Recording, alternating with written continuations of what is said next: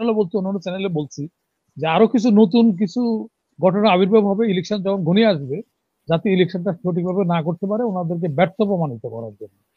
আর ওনার ক্যাবিনেটের মধ্যে অনেক লোক আছে যে ডিউ টাইম ইলেকশন যাতে না করে ওনাকে মিসগাইড করে। তারপরে জনতা টাওয়ার করলো, সেটা শ্বশুরের নাম দিচ্ছে, স্বামীর নাম, বউরা বিয়ে করলে স্বামীর নামে হয়, সেটা এখনো ইয়েতে ফার্ম গেটে পড়ে আছে। এটা কোটি কোটি টাকার বিল্ডিং, দুর্নীতি করতে বাটার টাকা ওনার ভুল করে ফেলছে উনি।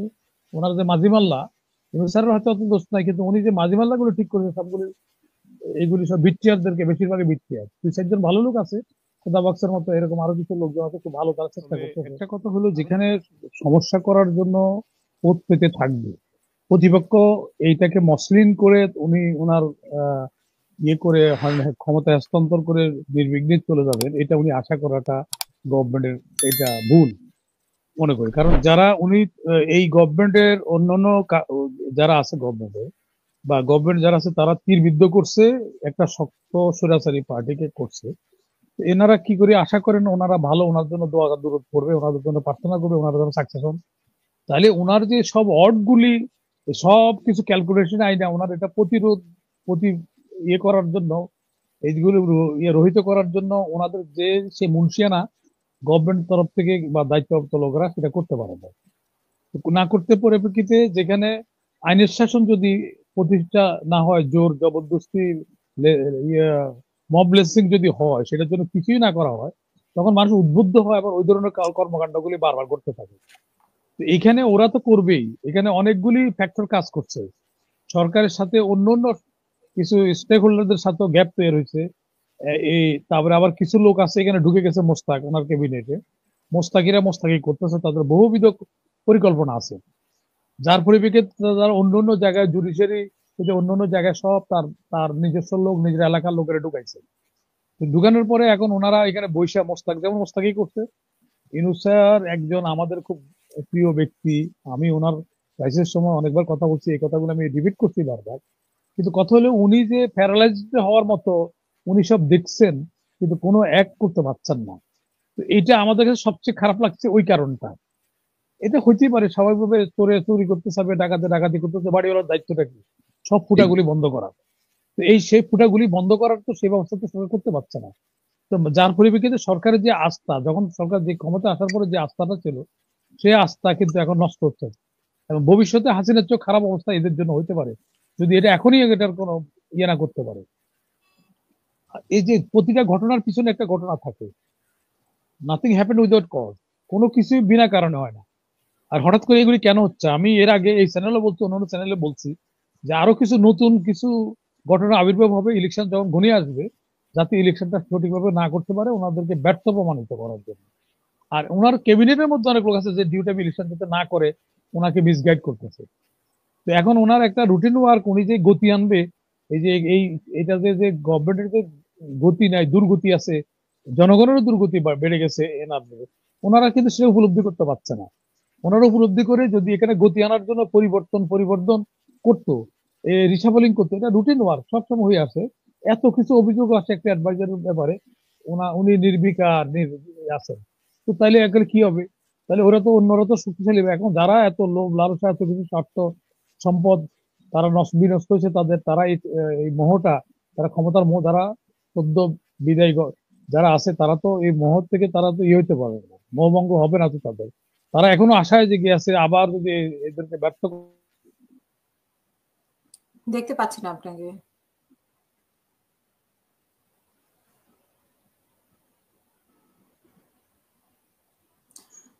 পাটোয়ারি ভাই, আপনাকে দেখতে পাচ্ছি না আমি।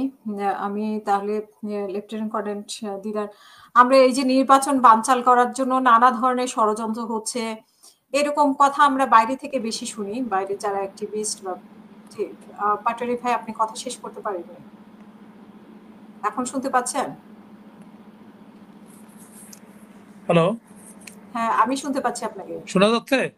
হ্যাঁ হ্যাঁ, আপনি শেষ করতে পারেননি।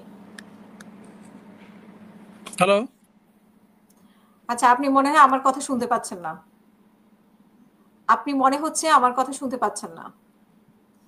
জি, কর্নেল দিদার, আপনার কাছে যেটা বলছিলাম যে নির্বাচনকে বানচাল করার জন্য ভিতরে মানে সরকারের ভিতরে এক পক্ষ চেষ্টা করছে, আবার বাইরে থেকে বিভিন্ন ধরনের কথাবার্তা আমরা শুনি বিভিন্ন অ্যাক্টিভিস্টদের কাছে। আপনার কাছে কি মনে হচ্ছে যে এগুলো হ্যালো কি? হ্যালো, শোনা হ্যাঁ, যাচ্ছে এখন? এখন শুনতে পাচ্ছি, এখন শুনতে হ্যাঁ, পাচ্ছি। তাহলে আমি শেষ করে দিই এটা। জি, এখন প্লিজ। ব্যাপার হচ্ছে যে এই জিনিসগুলি তারা এখন এই ছেলে খেলার মতো কাজ করতেছেন ওনারা। ওনারা এত নির্বিকার। আমাদের অতীতে যতগুলি গভর্নমেন্ট আছে তাতে সবচেয়ে ওয়ার্স্ট পারফর্ম এরা করতেছে। এরা কেন করতেছে? কারণ ওনার সিলেকশনে ওনার ভুল করে ফেলছে। উনি ওনার যে মাঝিমাল্লা, স্যারের হয়তো অত দোষ নাই, কিন্তু উনি যে মাঝিমাল্লা গুলো ঠিক করেছে সবগুলি, এইগুলি সব বিট্রিয়ারদেরকে, বেশিরভাগই বিট্রিয়ার। দুই চারজন ভালো লোক আছে, খোদা বক্সের মতো এরকম আরো কিছু লোকজন আছে খুব ভালো, তারা চেষ্টা করতেছে। আরো দুই চারজন আছে এরকম অর্থ অ্যাডভাইজার, ওরাও চেষ্টা করতেছে, কিন্তু বেশিরভাগই এই গেছে তারা অন্যদেরকে সার্ভ করার জন্য। এটা আগেও বেনিফিশিয়ারি ছিল, কিন্তু উনি একটা লোক যখন নিয়োগ করবে তার ব্যাকগ্রাউন্ডটা আগের এগুলো দেখা উচিত ছিল। আমি এটা এর আগেও বলছি, চাকরিচ্যুত লোক, রেশন চুরির চাকরি গেছে এমন লোকেরা আনছে, ট্যাক্সি ক্যাব চালাইতেছে, যারা এখানে আইনে তাদেরকে ঢুকাইছে, কোনো কি তার ব্যাকগ্রাউন্ড কি? তারা তো ওইরকম ছাগল দিয়ে তো মোষের গাড়ি চালান যাবে না। তার সক্ষমতা ওইরকম, তেলাপোকা তার সক্ষমতা ওইরকম, সে চুড়াই পাখির বা অন্য ইয়ের মতো করতে পারবে না। তো এখন এইগুলি হওয়ার পরে এর গতি আনার জন্য ওনার কিন্তু ইমিডিয়েটলি হিসাবল করা উচিত ছিল, আর ক্লিয়ার করা ছিল। আর ওনার ফার্স্ট প্রায়োরিটি ছিল ইলেকশন কমিশনকে ইয়ে করা, ডিলে সাজানো, যারা দিনের ভোট রাতে করছে এদেরকে একটা কথা অব্দি রাতে আনতে পারে না। ওনারা সংস্কার কমিশনে গেছে, যেটা ওনাদের এখতিয়ার নাই, কারণ ওনাদেরকে জনগণ এই ম্যান্ডেট দেয় নাই। ওনারা রুটিন ওয়ার্ক করবেন, সুষ্ঠুভাবে একটা নির্বাচন করে ওনারা ক্ষমতা হস্তান্তর নির্বাচন সরকার কাছে, তারা এসে সংস্কার করুক। তারা যা যা ভালো মনে করে সেটা তারা তাদের ম্যানিফেস্টো দেখ, জনগণ যদি তাদের ভোট দেয়, তারা সেই কাজ করবে। এটা তো এতগুলি দায়িত্ব তো ওনার নেওয়ার দরকার নেই, দরকার ছিল না। তো এখন ওনারা যে হচ্ছে দেশও বিপজ্জনক অবস্থা চলে যাচ্ছে, ওনারাও বিপদে পড়ে যাবে। আর চিটাগং যেগুলো হচ্ছে উস্কানিমূলক, এরা তো অহরহ এরকম করছে, আগেও করছে, সেটা দমন করা হয়েছে, ওনারা দমন করতে পারছে না। ঢাকা শহর ওনারা ইলেকশন করবে, ঢাকা শহরে আজকে শুধু আমি একটা অনুষ্ঠান ছিল আমার চ্যানেল আইতে, ওখানে যে 3 ঘন্টা লাগছে, হুম। গুলশান থেকে আমি 3 ঘন্টা ওখানে পড়ছি মাত্র, এখানে ডাক দিলে শোনা যায়। তো এই কোনো একটা গতি নেই, কোনো একটা রাস্তায় আমি কোনো একটা পুলিশ দেখতে পারবো না যে ডিউটি করবে। একটা ট্রাফিক সিস্টেমটা ঠিক করতে হচ্ছে, ভোটের বাক্স কি করে ঠিক রাখবে? তারপরে এই অস্ত্রগুলি নিয়ে গেছে, এই লোকগুলি তো আছে এখানে। তারপরে আবার আওয়ামী লীগ, বিএনপি, আওয়ামী লীগ আর জাতীয় পার্টি, তারা যদি তাদের যেহেতু আঘাত করা হচ্ছে, তারা তো এই অস্ত্র ফেরত সুষ্ঠুভাবে দেওয়ার জন্য তো আমরা দেখলাম যে পুরস্কার ঘোষণা করা হলো, মানে অস্ত্র ফেরত দেওয়ার জন্য। এখন কেন 1 বছর পরে কেন? এটা ঘোষণা তো প্রথম মাসে হইতে পারতো। আর অস্ত্র টাকা ঘোষণা করবে কেন? তাহলে এই যে যারা এগুলি, যারা এদেরকে যাদেরকে কাজে লাগাইছে তারা কি করছে, তাদের পারফরমেন্সটা কি? তারপরে যারা তার সহযোগিতা করবে ওনাদের লোক একটা গ্যাপ তৈরি হয়েছে। যেমন দিদার ভাইদের পাড়ার লোকজনের সাথে একটা গ্যাপ তৈরি হয়েছে, এটা মানে সবাই এটা জানে। তো যারা সহযোগিতা করবে তাদের যদি গ্যাপ তৈরি হয়, এটাও তো একটা ভুল হয়েছে। কেন গ্যাপ তৈরি হবে?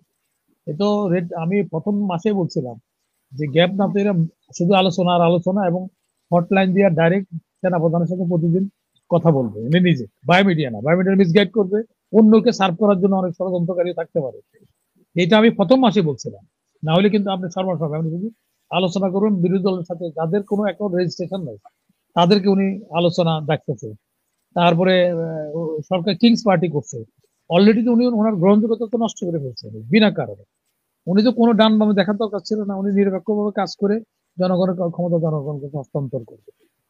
সেই কাজগুলি এখন যে উনি যে অবস্থা করছে, উনি রিসেন্ট করলো, তো এটা প্রথমত করতে পারবে না, কারণ সে অবস্থা নাই। যে একটা লোক, এই যে চিটাগং এর একটা জোবরা গ্রাম, এই গ্রামে আমি গেছি, কারণ জাহাঙ্গীর আমার বন্ধু ছিল। জাহাঙ্গীর ওই যে এখানে আমি আর আলিম ওনার বাড়িতেও গেছিলাম, তো আমরা সব জানি তো এটা। কিন্তু ঘটনা হচ্ছে যে এই যে ঘটনাগুলি ঘটতেছে, আমাদের কাছে বিভিন্ন তথ্য আসছে, তাহলে ওনাদের ল এনফোর্স এজেন্সি, ইন্টেলিজেন্স সংস্থাগুলি কি করতেছে? এই ঘটনাগুলি ঘটার আগে তো সরকারকে ইয়ে করছে কিনা, সেখানে একটা সাবোটাজ হচ্ছে। দেখুন এই যে এটা আলটিমেটলি দেশ ক্ষতিগ্রস্ত হচ্ছে, জনগণ ক্ষতিগ্রস্ত হচ্ছে। দেখেন যখন পাকিস্তানে বাংলাদেশ স্বাধীনতা যুদ্ধ চলছে, তখন পাকিস্তানিরা ওখানে একটা কোর্ট মার্শালের চেয়ারম্যান করছে এর সাথে, আর মেজর মান্নানকে, ওইরা বাঙালিকে শর্ট আউট করছে যে বাংলাদেশের পক্ষে যারা ছিল। সে যখন ছুটিতে আসছে তার মার লগে দেখা করতে, তাকে যখন বলা হয়েছে, এটা আমি কাল আজকে অন্য আরেকটা চ্যানেলে বলছি, যে তখন তাকে তার পোস্টমেটাররা বলছে যে ভাই এখন এই সময় ওই সময় তো সুযোগ পাও না, এখন তুমি ইন্ডিয়া চলে যাও। কারণ কেন বলা হয়েছিল? সে অ্যাকচুয়ালি সে কোচবিহার অধিবাসী, এখনো কোচবিহার থেকে ভাড়া আনে, এখন ওটা বিক্রি করে না, মাঝখান দিয়ে একবার ভাড়া দিত না, পরে মমতাজের হেল্প নিয়ে ইয়ে করছে। তারা সেটেলার, এদেরকেও দেশপ্রেম তো অত থাকবে না, তো ওদের আগের থেকে তো ওরা এরকম। তারপরে এর সাথে কি কিনা করছে, বাসার মধ্যে 2 কোটি টাকা পাওয়া গেছে। তার ইনভেন্টরি যখন হয় ওখানে কর্নেল আব্দুল আজাদ আব্দুল হক আমাকে জোর করে নিয়ে গেছে ওখানে, এরশাদের বাসা 2 কোটি টাকা পাওয়া গেছে বলে গেছেন। তারপরে জাফরের সিনি জাফর হয়েছে, ও তো ওর যদি গার্লফ্রেন্ডের লিস্ট করা হয় তাহলে গার্ল কলেজ হয়ে যাবে। লাম্পট্যপনা আনছে, এই যে ঘুষ আনছে, দেশের 12টা বাজাইছে ইসলাম। তারপরে যেগুলি কাজ করছে এর চেয়ে বেশি লুট করছে। আমি আরেকটা কথা বলতেছি, আপনি একদিন আমরা টেলিভিশন বিটিভিতে আমার মেয়ে তখন ছোট, এখন ব্যারিস্টার বেশি অরেঞ্জ পার্টি অদিতি পার্টি ওরা ছোটদের খবর বলতো, আপনারা দেখছেন নিশ্চয়।